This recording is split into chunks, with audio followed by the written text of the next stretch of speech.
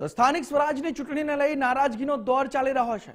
અમદાવાદમાં કોંગ્રેસના નેતા ઇકબાલ શેખે રાજીનામું આપી દીધું। 35 વર્ષ કોંગ્રેસમાં રહ્યા બાદ સિનિયર નેતાએ રાજીનામું આપી દીધું છે।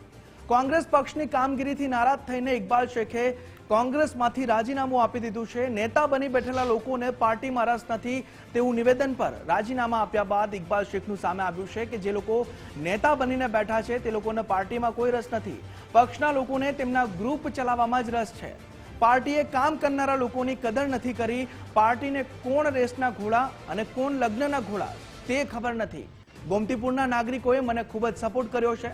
હંમેશા પક્ષને વફાદાર રહ્યો, પણ પક્ષે મારી કદર ન કરી તેવું નિવેદન પણ ઇકબાલ શેખે આપ્યું છે અને કહ્યું છે, હું અપક્ષમાંથી લડતો હતો ત્યારે મને ભાજપની બી ટીમ કહેતા હતા અને કોંગ્રેસમાંથી ઇકબાલ શેખે આ રાજીનામું આપી દીધું છે અને આ પક્ષ પલટો કર્યા બાદ આ નિવેદન પણ તેમનું સામે આવ્યું છે। ની ચૂંટણીના પડઘમ વાગી ચૂક્યા છે અને હવે ગણતરીનો સમય બાકી રહી ગયો છે। મહત્વનું છે કે કેટલીક જે રાજકીય પાર્ટી છે ત્યાં અત્યારે ઉથલપુથલ જોવા મળી રહી છે, કારણ કે કોંગ્રેસની વાત કરવામાં આવે તો હવે કોંગ્રેસના જે કાઉન્સિલર હતા કે જે છેલ્લા 35 વર્ષથી કોંગ્રેસમાં હતા અને હવે તેમને રાજીનામું આપ્યું છે। અને ગોમતીપુરની વાત કરીશું તો ગોમતીપુર વોર્ડમાં તેઓ છેલ્લા 5 ટર્મથી જે ચૂંટણી છે તે ચૂંટણી લડતા હતા, પરંતુ અચાનક તેમને રાજીનામું આપ્યું છે। ઇકબાલ શેખ સાથે આપણે વાત કરીશું। આપણે રાજીનામું આપ્યું અને માનસિક ત્રાસનો પણ આક્ષેપ કરવામાં આવ્યો છે। એવું તો શું થયું કે 35 વર્ષ બાદ આપનો મોહ ભંગ થયો છે કોંગ્રેસમાંથી? સૌથી પહેલા તો હું ગુજરાત ફર્સ્ટનો આભાર માનીશ કે આપે નોંધ લઈને મારો વ્યથા માટે આવ્યા છો। હું ગોમતીપુરના કાઉન્સિલર તરીકે ગોમતીપુર વિસ્તારમાં 35 વર્ષથી એક વર્કર તરીકે કામ કરતો હતો અને 10-12 વર્ષનો જ્યારે સમયગાળો થયો, 2000ની ચૂંટણી આવી, મેં પાર્ટીથી ટિકિટ માંગી હતી। પાર્ટીએ ટિકિટ નહીં આપતા મેં અપક્ષ લડ્યો હતો, હું અને મારા સાથી ડાયાભાઈ પરમાર। અમે લોકો જીત્યા અને એ વખતે કન્ડિશન એ થઈ કે અમદાવાદ શહેરની અંદર કોંગ્રેસને 2 સીટોની જરૂર પડી, તો અમે લોકો કોઈ કમિટમેન્ટ કર્યા વગર કોંગ્રેસને મેયર બને એના માટે કોંગ્રેસને ટેકો આપ્યો અને કોંગ્રેસના મેયર બનાવવામાં મોટો અમારો ફાળો હતો। અને એના પછી જ્યારે ચેરમેન બનવાની વાત આવી તો મને કમિટમેન્ટ એવું હતું કે ભાઈ 2.5 વર્ષ પછી તમે અત્યારે જુનિયર છો તો ડેપ્યુટી ચેરમેન બનાવીએ છીએ, ફરી તમને ચેરમેન બનાવીશું, પણ 2.5 વર્ષ પછી પણ ચેરમેન નહીં બનાવ્યા। સાથે સાથે કોંગ્રેસને ટેકો આપ્યો હોવા છતાં કોંગ્રેસના કોઈ કાર્યક્રમમાં ના બોલાવે એ વખતે અને ઘણી બધી એવી મુશ્કેલીઓ સામે આવી, તો અમે જે તે વખતે અહેમદ પટેલ સાહેબને જ્યારે અમે આ બધી ટેકો આપવા ગયા હતા તો એમને ફરિયાદ કરી, તો એમને જે તે વખતે ધારાસભ્ય શ્રી અમારા શૈલેષભાઈ અને હિંમતભાઈને ટકોર કરી કે ભાઈ એમની જોડે ન્યાય થાય એવું કરજો, અન્યાય ના કરતા।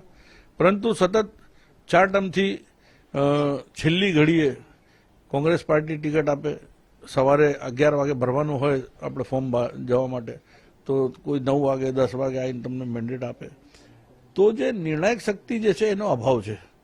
અને અમુક બની બેઠેલા નેતા એમને કોંગ્રેસમાં રસ નથી, એમને પોતાના ગ્રુપમાં રસ છે। એ ઈચ્છે છે કે મારા 15 કોર્પોરેટર બને, 20 કોર્પોરેટર બને, પછી એ પાર્ટીને હું બ્લેકમેલ કરું, એ પ્રમાણેનું પાર્ટીનું નિર્માણ કરતા આવ્યા છે। અને એ જ કારણે અમદાવાદ શહેરની અંદર જે 90 સીટ 95 સીટ આવતી હતી, 65 સીટ આવતી હતી, એની જગ્યાએ અત્યારે ફક્ત 20-22 સીટથી આપણને સંતોષ માનવો પડે છે। અને હું આભાર એટલા માટે માનીશ કોંગ્રેસનો કે મને 4 ટર્મ ટિકિટ આપી, પણ દરેક વખતે ટિકિટ લેવા માટે ઝઝૂમવું પડ્યું, મારે ઉગ્ર વાતાવરણ કરવું પડે, મારે દેખાવ કરવા પડે, મારી શક્તિ પ્રદર્શન કરવા પડે, એના પછી પાર્ટી ટિકિટ આપે, એ પ્રમાણેનું પાર્ટીના અમુક નેતાઓનું વલણ હતું। અને આજે જ્યારે રાષ્ટ્રીય નેતા અમારા રાહુલજી એમ કહેતા હોય કે ભાઈ રેસના અને લગ્નના ઘોડાને જોવાની જરૂર છે, એનું તારણ કરીને, તો એ સમય એમના કહેવા છતાં હજુ સુધી 1.5 વર્ષ પહેલાં કહીને ગયા છે, હજુ પાર્ટીમાં રેસના ઘોડા કોણ છે, લગ્નના ઘોડા કોણ છે એ સમજાતું નથી, એની સામે કોઈ એક્શન લેવાતી નથી। તો મને લાગે છે ત્યાં સુધી આવનારા સમયની અંદર કોંગ્રેસ માટે થોડા કબરા સમય હશે। અને મને 2 દિવસ પહેલાં જ્યારે મેં ગોમતીપુરની પ્રજાને આહવાન કર્યો તો ખૂબ મોટી સંખ્યામાં લોકો ભેગા થયા અને લોકોએ મને કીધું, મેં કીધું ભાઈ મારે શું કરવાનું જોઈએ ફ્યુચરમાં? તો લોકોએ કે ભાઈ મેં કીધું અપક્ષ લડું, કોંગ્રેસથી લડું, ભાજપથી લડું, શું કરું હું, તમે બધા કહો મને. કેમ કે પ્રજા જે છે એ જ સર્વોપરી હોય છે અને જે ગોમતીપુરની પ્રજા 25 વર્ષ સુધી મારું અહેસાન એમની ઉપર હશે, મારી ઉપર, કે એમને મને પ્રેમ આપ્યો, સહકાર આપ્યો, મતો આપ્યા, ખૂબ મોટી સંખ્યામાં મને મતો આપીને ચૂંટાઈને મોકલ્યા છે.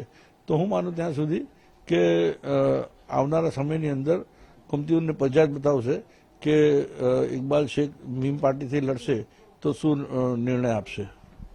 બિલકુલથી આપે કીધું કે મીમ પાર્ટી તરફથી લડશો, આપ પેનલ સાથે લઈને જશો કે પછી એકલા લડશો, કેમનું કરશો? પહેલી વખત એવું થયું 25 વર્ષ 30 વર્ષમાં કે હું કોંગ્રેસમાં સિનિયર લીડર હતો, સિનિયર કાઉન્સિલર હતો, પરંતુ કોઈ દિવસ કોંગ્રેસ પાર્ટીએ મને એમ નહીં કીધું કે તમારી પેનલ તમે લાવો, કઈ રીતે ગોળમાં જીતશો એ મને બતાવો. મારા પોતાના ટિકિટ લેવા માટે અમને ફાંફા પડતા હતા, એ કન્ડિશન હતી. જ્યારે ગઈકાલે અવેસીજી આવ્યા, અમે એમને મળ્યા અને એમને મારા ફ્યુચર માટે મારા ટોટલ પ્રોફાઇલ એમની પાસે હતી જ, અને મને એમને કીધું કે ભાઈ તમારે ગોમતીપુર લડવાનું છે અને તમે તમારી પેનલ તમે પોતે બનાવો અને મેન્ડેટ અમે તમને આપીશું. તો આ પહેલી વખત એવું થયું છે અને હું મેન્ડેટ 4 જણાનું લઈને ગોમતીપુર પાર્ટીમાં પેનલ બનાવીને લડીશ. માનસિક ત્રાસનો પણ આક્ષેપ કર્યો છે કોંગ્રેસના નેતાઓની સામે. કયા એવા નેતાઓ હતા અને કેવા પ્રકારનો માનસિક ત્રાસ આપવામાં આવતો હતો? માનસિક ત્રાસ એટલે આપ સમજી લો કે તમને ટિકિટ, તમે સક્ષમ છો, તમને ખબર છે બધાને કે ભાઈ આ વ્યક્તિ જીતવા, કેમ કે આજે ઇકબાલ શેખ ફર્સ્ટ ટાઈમ લડે છે, 1400 મતથી જીતે છે, બીજી ટર્મ લડે છે 3400 મતથી જીતે છે, ત્રીજી ટર્મ લડે છે 6400 મતથી જીતે છે, ચોથી ટર્મ